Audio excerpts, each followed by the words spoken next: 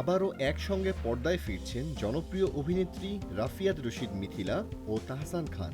বাজি শিরোনামের ৭ পর্বের ওয়েব সিরিজে দেখা যাবে তাদের। সিরিজটি নির্মাণ করছেন মাটির প্রজার দেশখ্যাত নির্মাতা ও প্রযোজক আরিফুর রহমান।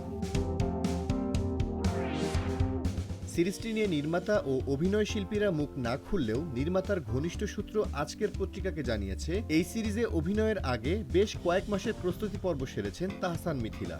এই দুই জনপ্রিয় শিল্পী ছাড়াও আরও কয়েকজন জনপ্রিয় তারকাকে দেখা যাবে সিরিজটিতে।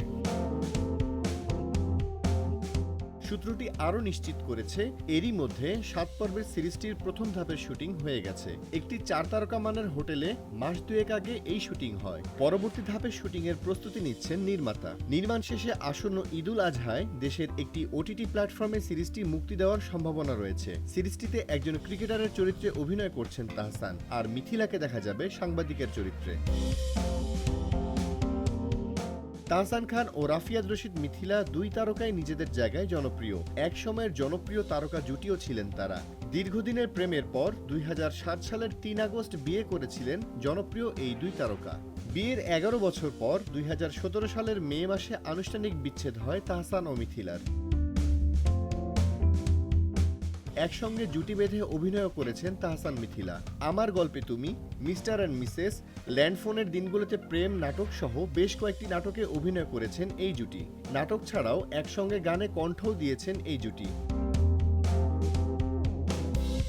২০১৯ সালের শেষ দিকে মিথিলা পশ্চিমবঙ্গের জনপ্রিয় পরিচালক সৃজিত মুখার্জিকে বিয়ে করে সংসার করছেন কলকাতায়। অন্যদিকে তাহসান বিয়ে না করলেও ব্যস্ত আছেন গান ও অভিনয় নিয়ে। অবশ্য একমাত্র মেয়ে আইরা তেহরিম খানকে নিয়ে দুজনের বন্ধুত্ব এখনও অটুট। বিচ্ছেদের পরেও পারস্পরিক শ্রদ্ধাবোধের জন্য তারা প্রশংসিত।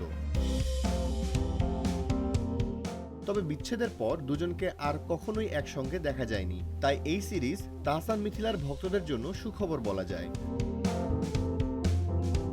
অন্যদিকে ৩১ মার্চ পশ্চিমবঙ্গে মুক্তি পেয়েছে শরৎচন্দ্র চট্টোপাধ্যায়ের অভাগীর গল্প অবলম্বনে সিনেমা ও অভাগী। এটি নির্মাণ করেছেন অনির্বাণ চক্রবর্তী। কলকাতার এই সিনেমায় প্রধান চরিত্রে অভিনয় করছেন রাফিয়াত রশিদ মিথিলা। সিনেমাটিতে অভিনয় করে প্রশংসা পেয়েছেন তিনি।